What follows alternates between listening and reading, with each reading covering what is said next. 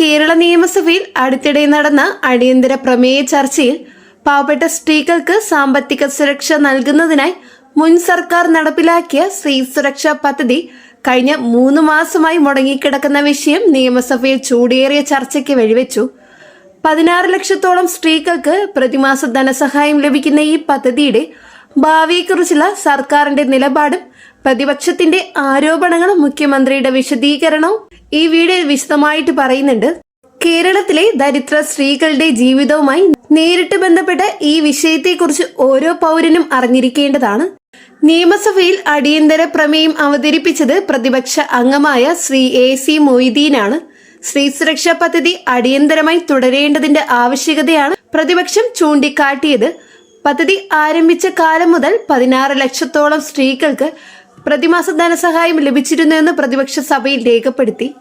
സാമ്പത്തികമായി പിന്നോക്കം നിൽക്കുന്ന കുടുംബങ്ങളിലെ തൊഴിലില്ലാത്ത സ്ത്രീകൾക്കും ട്രാൻസ്ജെൻഡർ സ്ത്രീകൾക്കും ഈ പദ്ധതി വലിയ ആശ്വാസമായിരുന്നു.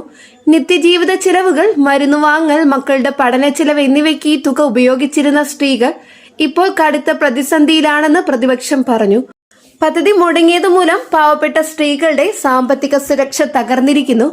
പദ്ധതി തെരഞ്ഞെടുപ്പിന് തൊട്ടുമുമ്പ് ധൃതി പിടിച്ച് നടപ്പിലാക്കിയതാണെന്ന സർക്കാരിന്റെ ആരോപണം ശരിയല്ലെന്നും പ്രതിപക്ഷം വാദിച്ചു. ദീർഘകാല പഠനത്തിനും ആസൂത്രണത്തിനും ശേഷമാണ് പദ്ധതി തുടങ്ങിയതെന്ന് പ്രതിപക്ഷം വ്യക്തമാക്കി. പദ്ധതി മുടങ്ങിയതിന്റെ കാരണത്തെക്കുറിച്ച് പ്രതിപക്ഷം ഗുരുതര ആരോപണം ഉന്നയിച്ചു. ഗുണഭോക്താക്കളെ കണ്ടെത്തിയതിലെ അപാകതകളും പരാതികളും പരിശോധിക്കാതെ സർക്കാർ പദ്ധതി തന്നെ മരവിപ്പിച്ചത് നിർഭാഗ്യകരമാണെന്ന് പ്രതിപക്ഷം പറഞ്ഞു. പദ്ധതിയിൽ ചില ക്രമക്കേടുകളുണ്ടെങ്കിൽ അവ കണ്ടെത്തി തിരുത്തേണ്ടതായിരുന്നു. മുഴുവൻ പദ്ധതിയും നിർത്തലാക്കിയത് ലക്ഷക്കണക്കിന് സ്ത്രീകളോടുള്ള അനീതിയാണ്. സർക്കാർ പദ്ധതികളോട് വിരുദ്ധ നിലപാട് കാണിക്കുന്നു എന്ന ആരോപണം പ്രതിപക്ഷം ഉന്നയിച്ചു. പാവപ്പെട്ട സ്ത്രീകളുടെ വിഷയത്തിൽ അനാവശ്യമായ വൈകിപ്പിക്കലുകൾ നടത്തുന്നത് അവസാനിപ്പിക്കണം. പദ്ധതി ഉടൻ പുനരാരംഭിക്കണം. പദ്ധതി പുനരാരംഭിക്കുന്നതുവരെ ഗുണഭോക്താക്കൾക്ക് കുടിശ്ശിക തുക വിതരണം ചെയ്യണം. പദ്ധതി അനിശ്ചിതമായി മരവിപ്പിക്കുന്നത് അംഗീകരിക്കില്ല എന്ന് പ്രതിപക്ഷം സഭയിൽ ശക്തമായി പ്രഖ്യാപിച്ചു. പ്രതിപക്ഷത്തിന്റെ ആരോപണങ്ങൾക്ക് മറുപടിയായി മുഖ്യമന്ത്രി സഭയിൽ വിശദീകരിച്ചു. സ്ത്രീ സുരക്ഷാ പദ്ധതി തെരഞ്ഞെടുപ്പിനും തൊട്ടുമുമ്പ് യാതൊരു തയ്യാറെടുപ്പുമില്ലാതെ ധൃതി പിടിച്ച് നടപ്പിലാക്കിയതാണെന്ന ആരോപണം മുഖ്യമന്ത്രി ആവർത്തിച്ചു.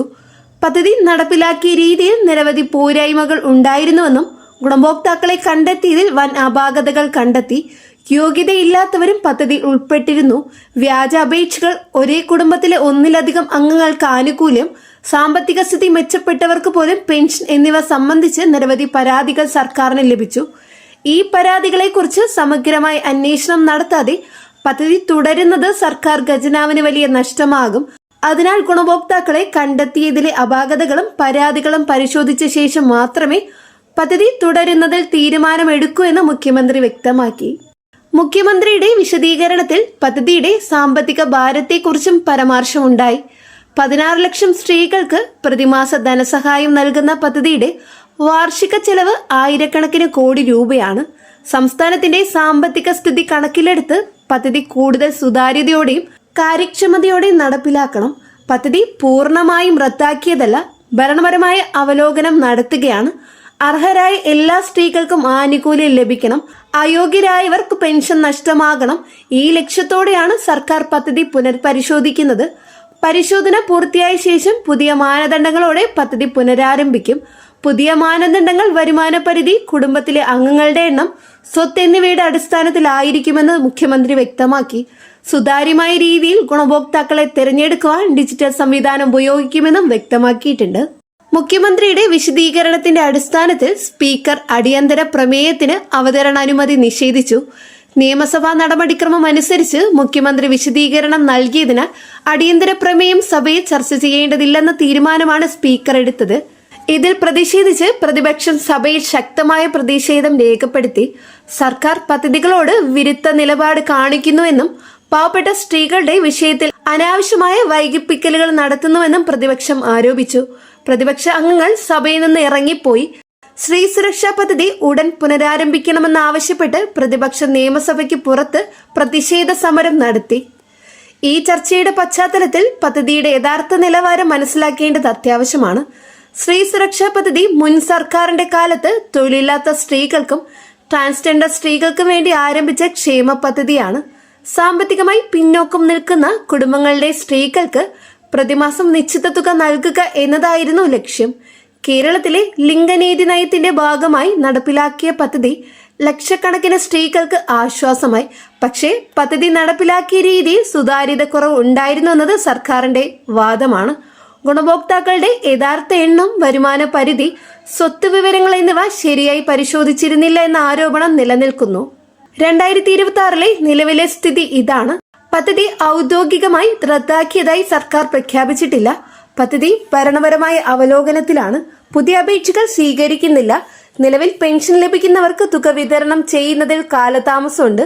സാമൂഹ്യ സുരക്ഷാ മിഷൻ പദ്ധതിയുടെ മാനദണ്ഡങ്ങൾ, ഗുണഭോക്താക്കളുടെ യഥാർത്ഥ എണ്ണം, സാമ്പത്തിക ഭാരം എന്നിവ വിശദമായി പരിശോധിക്കുന്നു. ഈ അവലോകനം പൂർത്തിയായ ശേഷം സർക്കാർ പദ്ധതി പുനരാരംഭിക്കുന്നതിനോ പുതിയ മാനദണ്ഡങ്ങളോടെ തുടരുന്നതിനോ തീരുമാനമെടുക്കും. അതിനാൽ പദ്ധതി പൂർണ്ണമായും അവസാനിച്ചു എന്ന പ്രചരണങ്ങൾക്ക് ഔദ്യോഗിക അടിസ്ഥാനമില്ല. ഔദ്യോഗിക ഉത്തരം ഇറങ്ങുന്നതുവരെ കാത്തിരിക്കേണ്ടതാണ്. ഗുണഭോക്താക്കൾ ശ്രദ്ധിക്കേണ്ട പ്രധാന കാര്യങ്ങൾ ഇവയാണ്. ഒന്നാമതായി, ഔദ്യോഗിക സർക്കാർ അറിയിപ്പുകൾ മാത്രം വിശ്വസിക്കുക.